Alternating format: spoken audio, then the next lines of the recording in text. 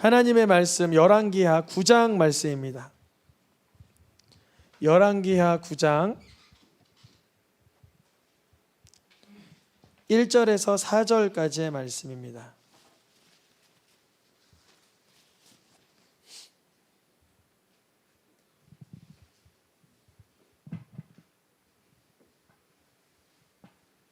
한 절씩 교독하여 읽겠습니다. 선지자 엘리사가 선지자의 제자 중 하나를 불러 이르되 너는 허리를 동이고 이 기름병을 손에 가지고 길르앗 라못으로 가라. 거기에 이르거든 님시의 손자 여호사밧의 아들 예후를 찾아 들어가서 그의 형제 중에서 일어나게 하고 그를 데리고 골방으로 들어가 기름병을 가지고 그의 머리에 부으며 이르기를 여호와의 말씀이 내가 내게 기름을 부어 이스라엘 왕으로 삼노라 하셨느니라 하고 곧 문을 열고 도망하되 지체하지 말지니라 하니 그 청년 곧 그 선지자의 청년이 길르앗 라못으로 가니라. 아멘. 다윗의 길 여로보암의 길이라는 주제로 말씀을 전했는데요. 계속 지난주에는요 그 여호사밧의 아들 여호람이 낳은 아하시아에 대한 이야기를 했습니다. 오늘은 다윗의 길의 이야기가 아니라 여로보암의 길 이야기를 하려고 합니다.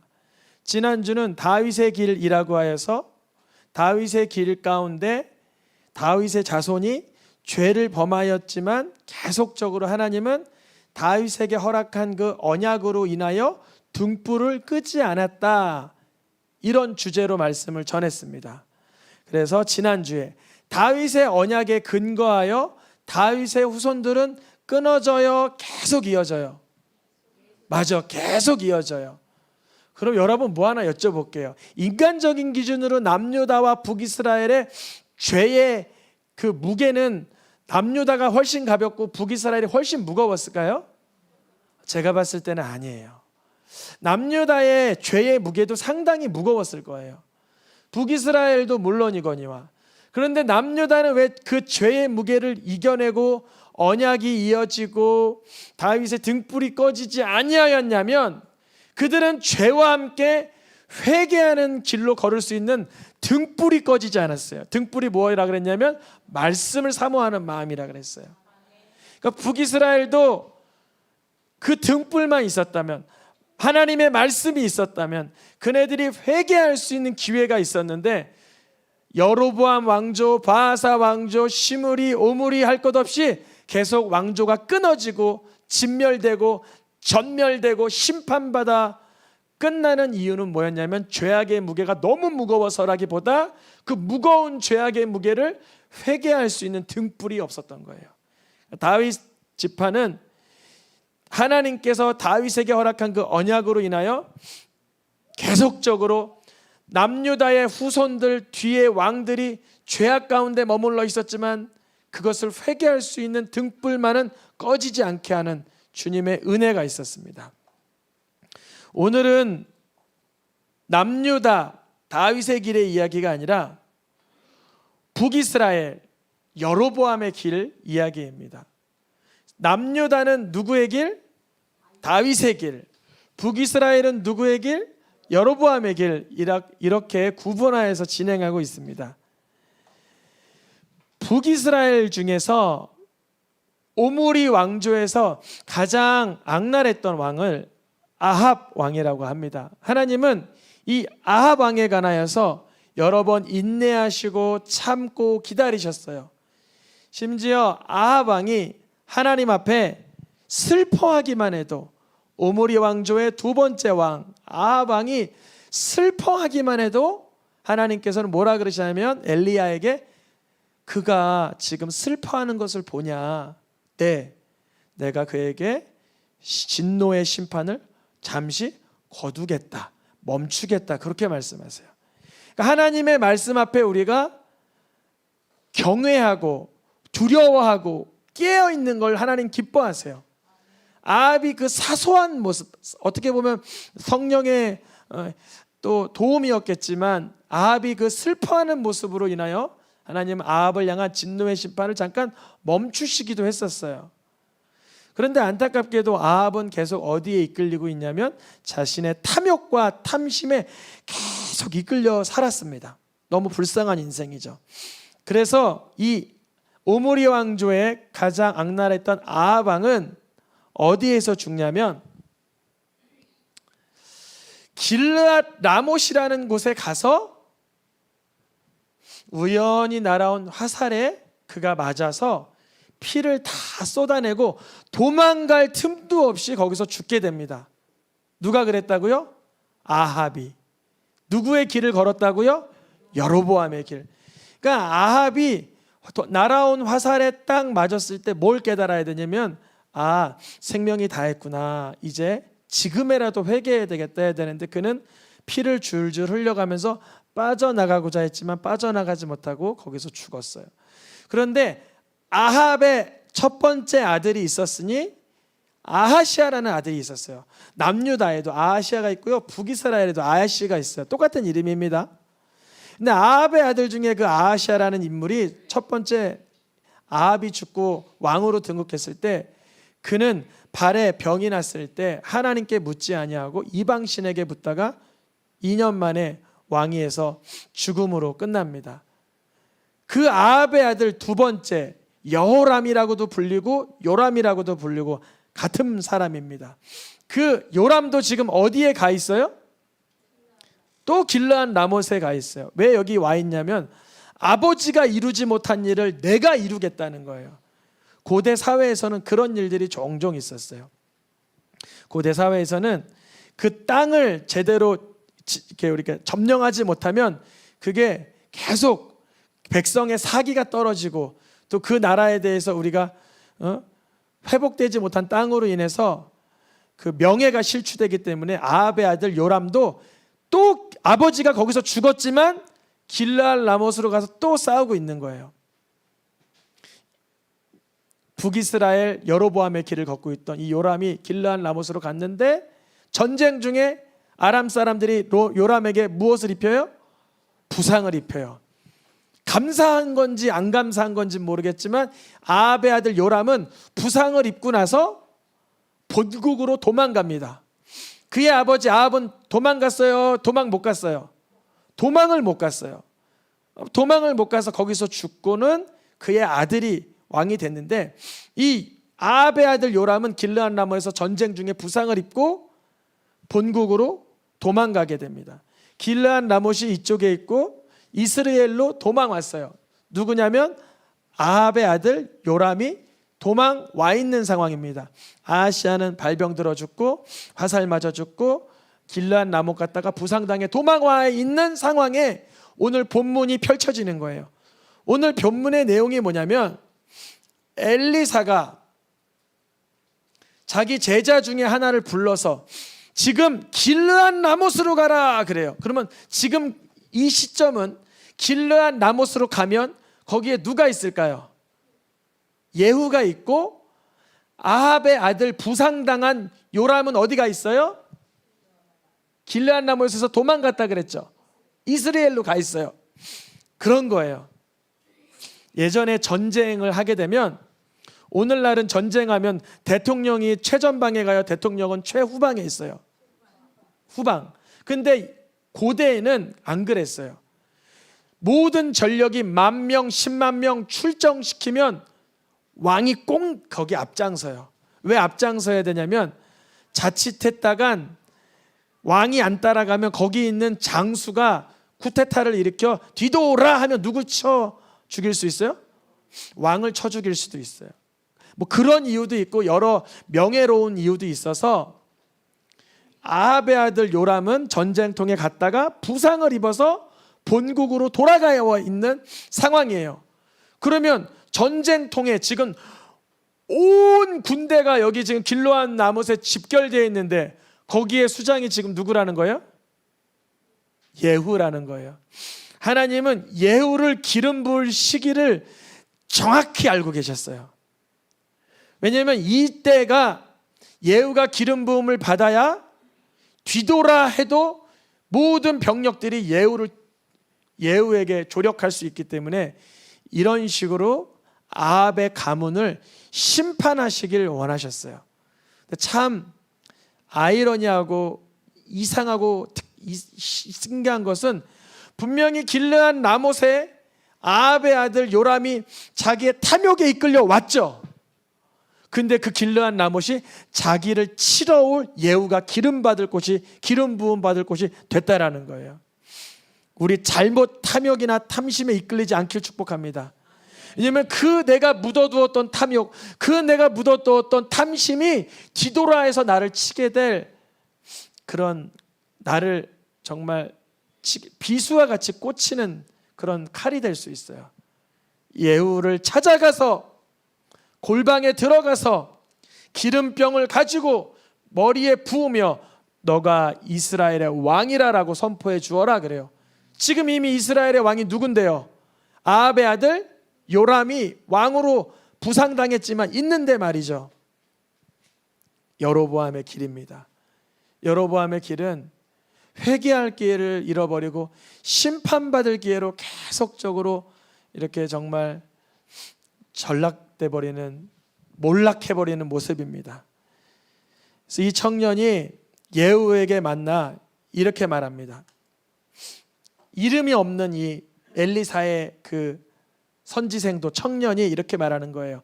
내가 너에게 기름 부어 여호와의 백성 즉 북이스라엘의 왕으로 삼노니 너는 너 주 아합의 집을 치라. 아합의 집을 치라. 아합의 집이라고 하면은 아합의 아들 요람, 또 그의 형제들, 또 아합의 딸 아달랴를 통해 장가 들어온 아하시아, 남유다의 아하시아, 이런 모든 이들을 아합의 집으로 예후는 인지한 거예요. 이 예후를 통해서 하나님은 아합의 집을 심판하려고 세우신 것입니다. 기름 부음을 받았으니까 예후도 나름 메시아인 거예요. 메시아긴 메시아인데 어떤 메시아냐면 심판하는 메시아인 거예요. 심판하는 메시아. 예수님은 어떤 메시아죠? 구원하시는 메시아죠. 근데 이 예후는 어떤 왕이냐면 오므리 왕조, 즉 오므리, 아합, 아하시아, 요람, 요 아합의 왕조를 끝을 내버리는 심판이라는 거예요. 그러면 하나님께서 아합 집을 향해서 지금까지 몇 년 참아주셨냐면 아합이 왕위에 있는 동안, 아하시아가 왕위에 있는 동안, 요람이 왕위에 있는 동안 수십 년을 기다려주신 거예요. 심판은 빠르지 않을 수도 있어요. 그런데 정확합니다. 정확해요. 그래서 이 말씀, 이스라엘의 왕으로 삼아 아합의 집을 치라는 이 말씀은 이미 엘리야 시대 때, 누구요? 엘리야 시대 때 주셨던 말씀이에요. 엘리야 시대 때 엘리야가 시름 앓고 있을 때, 열왕기 상으로 넘어가겠습니다. 노란 글씨 읽어보겠습니다. 예후에게 기름을 부어 이스라엘의 왕이 되게 하고 하사엘의 칼에 피하는 자를 예후가 죽일 것이라. 이것이 하나님께서 누구에게 주셨던 예언이냐면 엘리야에게 주셨던 예언. 엘리야가 승천하기 전에. 그러면 아직 엘리야도 승천하기 전이고 엘리사도 부름받기 전이고 엘리사가 활약하기도 전이고 엘리사가 그 청년을 보내기도 전부터 이미 하나님은 님시 아들 예후가 기름 부어 왕이 될 것을 알고 계셨어요. 그런데 그 기간 동안 20년이 넘는 기간 동안 아합, 요람, 아하시아는 회개할 시간이 있었던 거예요. 우리가 삶 속에 하나님께서 심판하신다는 말씀이 우습고 가볍게 들릴 때가 있어요. 너무나 먼 나라 얘기처럼 들릴 때 있어요. 그런데 예후에게 기름 부어 왕이 되게 하여 예후가 심판하리라는 이 말씀은 결국 엘리야에게 주셨던 이 말씀이 엘리사에게 전달되고 엘리사에게 전달된 이 말씀이 엘리사의 제자에게 전달되고 엘리사의 제자가 예후를 만나 기름 부어 예후가 왕이 됩니다. 이제 드디어 아합 가문의 심판이 시작되었습니다. 주님이 아합 가문을 어떻게 심판하길 원하시냐면 분홍 글씨만 읽어보겠습니다. 여로보암의 집과 같게 하며 바하사의 집과 같게 할지니라, 이렇게 말씀하세요. 그러면 우리는 여로보암과 바하사 이야기를 3달 전에 드렸기 때문에 아마 잊어버렸을 거예요. 저도 잘 기억이 안 나기 때문에. 보면 이게 북이스라엘 왕조의 순서인데 1번부터 15번 이후에도 계속 19대 왕까지는 있지만, 첫 번째 왕 솔로몬의 신하 누구죠? 여로보암.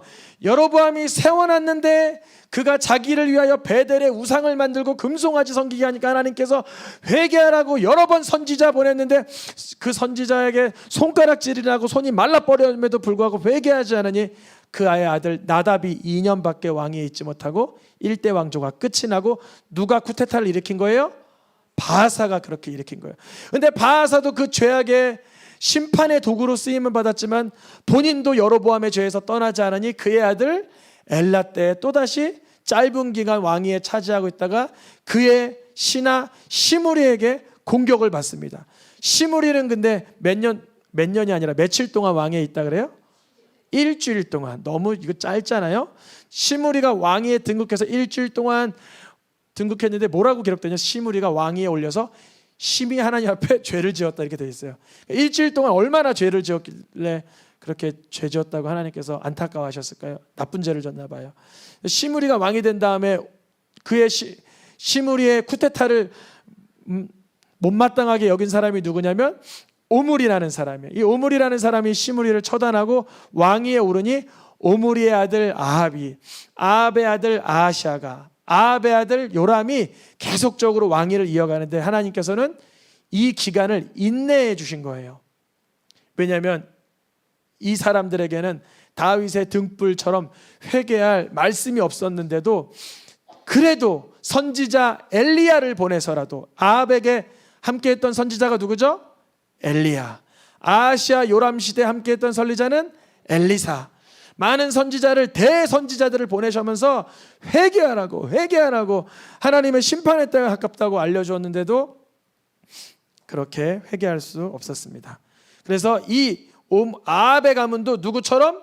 여로보암의 집처럼, 바하사의 집처럼 이제 그 자손의 왕위가 더 이상 이어지지 못할 것이다, 이렇게 알려주신 거예요.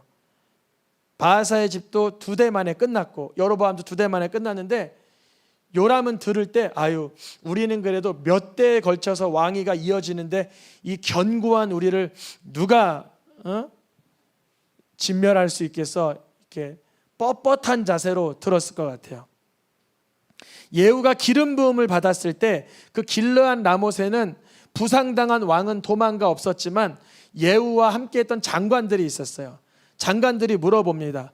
야, 아까 그 젊은 애 하나가 와서 너에게 뭐라고 얘기한 거야? 그러니까 아유, 너희들 다 알잖아, 이렇게 얘기했어요. 그러니까 아니, 뭘 알아? 뭐라고 얘기했어? 물어보니까 이렇게 말해요. 예후가 하는 말이에요. 여호와의 말씀이 기름 부어 왕으로 삼는다 하셨다 하라고 내게 얘기하던데. 그래요? 잘 들어보세요. 그러면 이쯤 됐으면, 아니 지금 왕이 부상당해서 본국으로 돌아가 계신데 무슨 말이에요? 이런 말 하죠. 이런 말 할 만 하잖아요.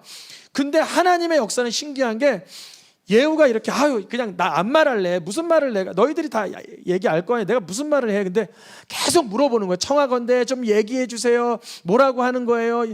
그러니까 예후가 이렇게 한마디 툭 던지는 거예요. 내게 기름 부어 이스라엘 왕으로 삼는다 하셨다 하는데, 근데 갑자기 그들이 예후 앞에 있는 계단 앞에다가 자기의 옷을 다 깔고 예후가 왕입니다, 이렇게 하는 거예요. 이런 사람들의 마음의 오묘한 움직임을 누가 다루시고 계시는 거예요? 하나님이 하고 계시는 거예요. 지금 본국에 왕이 이미 있는데, 부상당해 있는데 예후가 기름 부음을 받았다는 이 말을 이 장관들이 그 비밀스러운 공간에서 다 수용하고 인정하고 기대하고 신뢰하게 됐다는 거예요. 약간의 두려움이 있었는지 모르겠지만 이 시점이 바로 언제였다고요? 요람이 이스라엘과 더불어 있다가 하사엘과 맞서 길르한 라못을 지키다가 부상당하여 치료하려 가서 이스라엘로 돌아왔던 때라. 그러니까 예후는 지금 모든 군사 병력이 누구에게 소유되어 있는 거예요? 자기에게 있는 거예요. 그래서 예후가 지혜롭게 한마디 합니다. 너희 뜻에 그럼 합당하면 여기서 그 누구도 이스라엘에 달려가서 이런 상황을 알리지 못하게 하라. 왜냐하면 알려지면 예후가 본국으로 들어갈 때 누구라도 예후를 공격할 수 있기 때문에 이 사실을 바깥으로 알리지 말아라 그래요. 그래서 결국은 예후가 본국으로 혼자 그 마차 전차 그 말 기마 부대를 끌고 가서 첫 번째 누구부터 처단해요? 요람, 북이스라엘 왕 요람을 단번에 활을 쏴서 심장을 뚫어버려서 북이스라엘의 아합 가문의 끝자락이 나버립니다. 근데 그때 그 요람을 문병했던 남유다의 아하시아라는 왕이 있었어요. 그러니까 아달랴의 아들이죠. 아달랴의 아들. 그가 숨어 있어요. 아우, 저 끔찍한 일이 일어나네. 근데 예후가 그를 발견해요. 발견하고 너도 아합과 한 통속이구나. 맞는 말이죠. 왜냐하면 누구에게 교훈을 받았냐면 아하시아가 항상 어머니 아달랴를 통해서 이스라엘의 그런 나쁜 문화를 다 배웠어요. 그래서 그도 두 번째로 처형을 받습니다. 그러니까 한 번에 북이스라엘 왕과 남유다 왕을 다 죽인 사람이 누구예요? 예후예요. 그 소문을 들으니까 북이스라엘의 신하들과 그 관료들이 다 벌벌벌 떤 거예요. 왜냐하면 예후가 북이스라엘 왕만 지금 처단한 게 아니라 남유다 왕까지 단번에 처단했으니까 누가 살아남으리요? 그러는 거예요. 그때 예후가 이렇게 말해요. 너희들 중에 있는 아합 가문에 있는 아들들의 머리를 다 베어서 내게로 가져와라. 그래요. 근데 그 사람들이 다 그렇게 합니다. 예후가 너무나 무서워서 지금 북이스라엘 왕 처단했죠. 남유다 왕 처단했죠. 그리고 아합의 아내 이제 할머니가 된 누구죠? 이세벨을 신하들을 시켜서 밖으로 던져버려라 해서 밖으로 던져져가지고 개들이 먹게 했죠. 보통 상황이 아닌 거예요, 이거는. 그래서 70명의 아들들의 머리를 다 잘라가지고 예후에게 보냅니다. 근데 예후가 여기서 멈추지 않아요. 그 머리를 자른 그 관료들과 그 성중에 있는 그 리더십들을 다 죽이라고 말해요. 왜 그랬을까요? 자신의 그 주군에게 배신한 그 자들도 죽이라는 거예요. 왕궁에 있던 자들 동안 다 죽임을 받습니다. 또 길 가는 중에 남유다 왕의 형제들을 42명 만나는데 그들도 42명을 다 처단합니다. 지금 예후가 왕 돼서 죽인 사람만 해도 100명이 넘는 거예요. 어마어마한 숫자를 다 진멸하고 심판합니다. 이 일이 언제부터 예고됐었다고요? 엘리야 시대 때부터. 그러니까 하나님은 그때부터 기다리신 거예요. 참으신 거예요. 인내하신 거예요. 회개의 기회를 주시는 거예요. 이제 최고의 클라이막스가 뭐냐면 나는 바알을 너희들보다 더 열심히 섬기고 싶다. 바알 제대로 섬기는 사람은 예복을 갖춰 입고 이리로 모여라 그러는 거예요. 거기에 예복 입고 모이는 사람들은 다 누구 섬기는 사람? 바알 섬기는 사람. 그래서 문을 다 걸어 잠그고 누구죠? 그 좀 레갑의 후손들과 함께하여서 여기서 예복 있는 사람들은 한 사람도 빠져나가지 못하게 하고 바알을 섬기던 자들은 다 진멸하여라 해서 바알을 섬기던 자들, 예복 입은 자들만 골라서 싹 다 진멸합니다. 예후가 그러니까 무슨 도구로 쓰임 받았다고요? 심판의 도구로 쓰임 받았어요. 우리가 살아가다가 보면 구원의 도구, 축복의 도구로 쓰임 받을 때도 있지만 때론 나를 통해서 어떤 것이 좀 공의가 베풀어지고 정의가 행해져야 되는 그런 상황들도 있죠. 근데 예후가 그랬어요. 예후가 하나님의 공의와 정의와 이 심판의 진노의 칼날이 쓰임 받는데 예후를 통로로 쓰신 거예요. 이제 그러면 예후 얘기를 하겠습니다. 예후가 그렇게 기름 부음을 받고 심판의 도구를 쓰임 받았으면 본인이 이제 하나님 경외하기를 참 애써야 되는데 열왕기하 10장에 넘어가니까 이렇게 되어 있어요. 읽어보겠습니다. 예후가 이와 같이 이스라엘 중에서 바알을 멸하였으나 바알 섬기는 자들을 예복 입혀놓고 싹 다 진멸했잖아요. 그리고 바알을 숭배했던 아합 가문을 싹 다 진멸했잖아요. 그런데 무엇에서는 떠나지 못했다고요? 읽어보겠습니다. 여로보암의 죄, 곧 베델과 단에 있는 금송아지를 섬기는 죄에서는 떠나지 아니하였더라. 누구가요? 예후가. 왜 그랬을까요? 왜 예후는 이 죄에서만큼은 떠나질 못했을까요? 여로보암의 죄, 베델에 그리고 단에, 우리가 베델도 가봤고 단에도 가봤죠. 못 가보신 분도 있는데 두 번째인가 세 번째 이스라엘 갈 때 베델에 갔었어요. 베델에 뭐라고 써있냐면 여로보암의 단, 여로보암의 우상 이렇게 써 있어요. 오늘날에도 그게 남아 있어요. 그 죄에선 떠나지 못했다 그래요.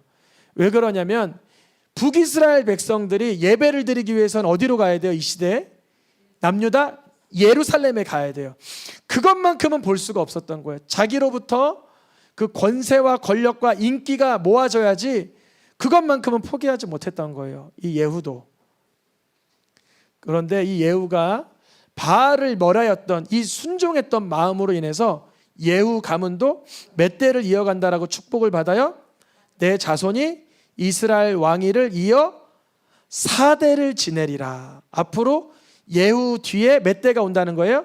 4대가 온다는 거죠. 그래서 예후 뒤에 보면 예후의 아들 누구죠?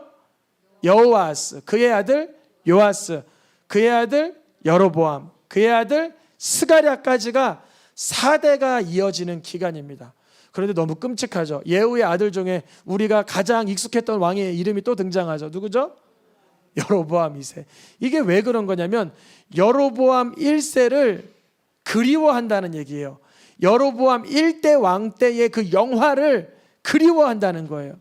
너무나 불쌍하죠. 예후는 이 자손들 4대가 이어지는 축복은 받았지만 그 가문에서도 여로보암을 따라 섬기던 그 여로보암의 길을 걷는 죄에서는 떠나지 못했어요. 그 이유가 뭐냐면 분홍글씨 말고 보겠습니다. 예후가 전심으로 이스라엘 하나님 여호와의 율법을 지켜 행하지 아니하며, 여기서 여로보암은 브레이크가 걸리는 거예요.